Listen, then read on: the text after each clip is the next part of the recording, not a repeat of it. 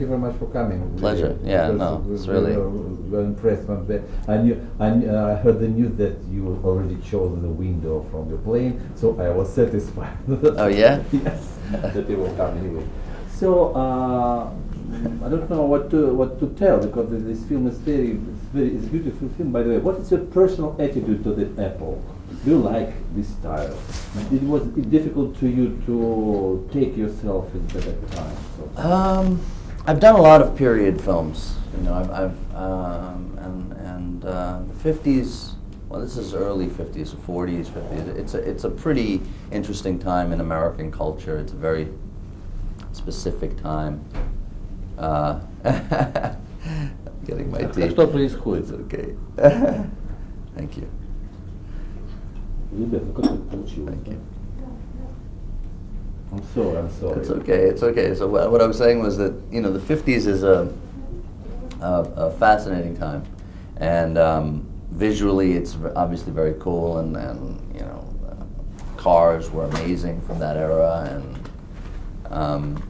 and the music. I mean, I think what was most exciting about this project was to kind of gain some insight into that world, and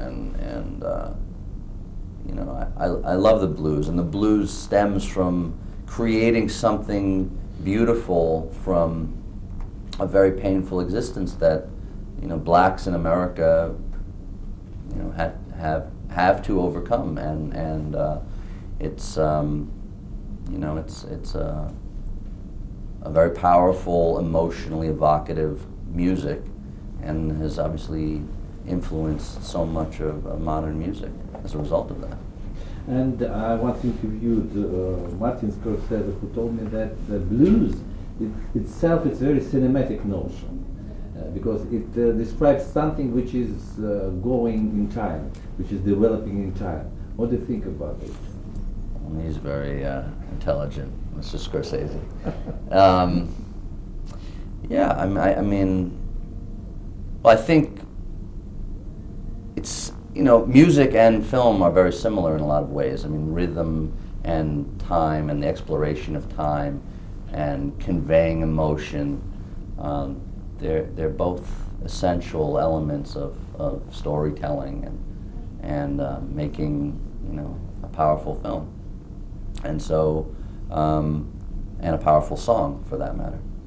And you know, I think the kind of simplicity of the blues is also what makes it so evocative. Is that it's a very, you know, you have this repetitive kind of soulful track that lulls you into a kind of state. I think it's what hip hop. I mean, really great hip hop is very basic, you know, musical, repetitive music. I mean, it's a drum, a bass line, and a few musical elements, and that's it. It's a repetitive theme that allows you to kind of get into that groove, and I think that's, you know, it's powerful. And by the way, the process of choosing you that very film, did Darnell has chosen you, or it was your maybe idea to be in that very film? Maybe Beyonce have chosen you. I don't know. Who was choosing him? Darnell chose the actors, I guess, and me, and I think there was a period where it might have been somebody else that was going to play the role, and then they chose me. So, but it worked out. It worked out, and I'm very happy to be a part of the film, and also to work with. They were great actors. I mean, Jeffrey Wright is a phenomenal actor, and I think Beyonce did a tremendous job, and she was, you know, very connected to that portrayal of you know, Etta James, and Columbus Short, who played Little Walter, was fantastic, and so, you know, it's fun, and it was a fun atmosphere. You know, this is an independent film, and with that, it's a very small budget, which gives time constraints and also there is an added pressure because there really isn't ample time to get everything that you need. And what was difficult about this is that they had some arrangement with the insurance companies, basically, that they would shoot the musical elements first on the days, and because they were what they were paying for, basically, the Beyonce scenes and the scenes where they needed those musical scenes, and then the scenes in the recording studio behind the scenes, which was my character, had less importance. They were more movable or could be eliminated, and so therefore we had to shoot the musical numbers first and then kind of rush and get a lot of the other scenes, which was very difficult because that meant we had a take, 2 takes at the end of the day to recreate something that we shot very early in the day, because they couldn't turn around onto the recording studio. They had to finish shooting that direction and shoot things 10 years later, and then I'd have to participate in those scenes, and then they'd come back and shoot my scene from the beginning of the day and the end of the day and just quickly change. So that's, I think it's wonderful to make independent films, and there's a lot of creative freedom, but this was, there are elements that make it more difficult sometimes. But I think it also creates an energy that, you just have to keep this frenetic energy and make it happen. Because at the end of the day, no one cares. They see the movie. If it affects them in a positive way, then it affects them. If for some reason you're not connected, then they don't know why and what the reason is. So you have the pressure of constantly coming with it, regardless of what circumstances are on set. Is she an interesting partner to you? I mean, Beyonce. Beyonce, yeah, she was great. She really was. She impressed me because she's obviously incredible musical talent. She's an amazing voice, but that doesn't necessarily mean that she would be a great actor. And I'd seen some stuff that she had done, but she was powerful, and they're very heavy emotional scenes. She plays a woman who is majorly addicted to heroin and going through all kinds of loss and pain, and she portrayed it beautifully, I thought.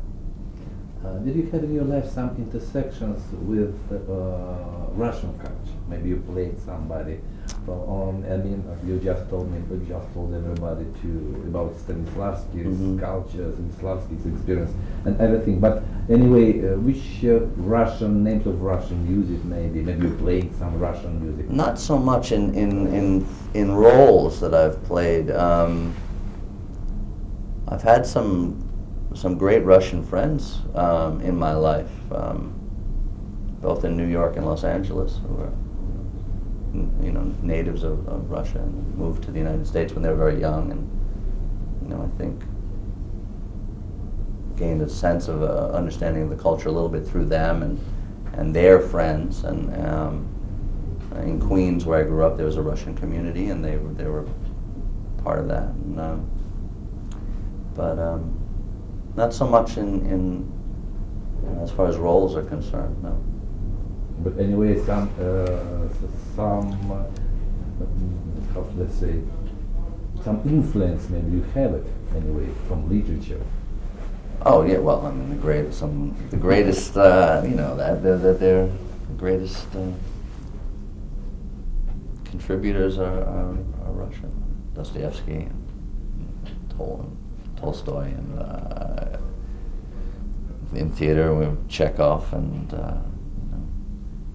changed the face of things. I mean, and as I said, Stanislavski. Without Stanislavski, there, I studied.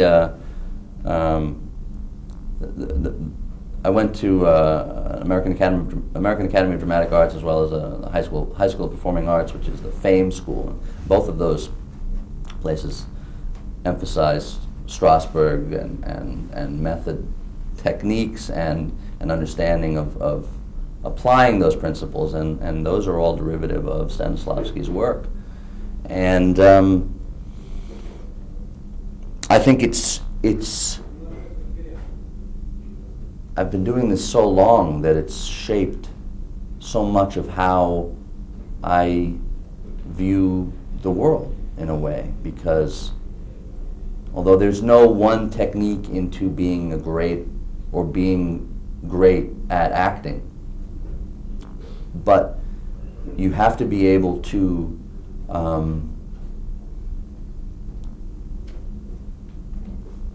delve into experiences in your life, I feel, and it gives it gives a place and a purpose for things that may not be pleasurable in one's life, that then have value, and it also gives you a greater understanding of those who are less fortunate, who experience things that are much more uncomfortable than your own circumstances. And that is the key to becoming a better person anyway. I mean, all of that is just having empathy and putting yourself in someone else's shoes, and it makes complete sense to me. You know, it kind of is what it's about, and you know, I really value that, and who knows, had I not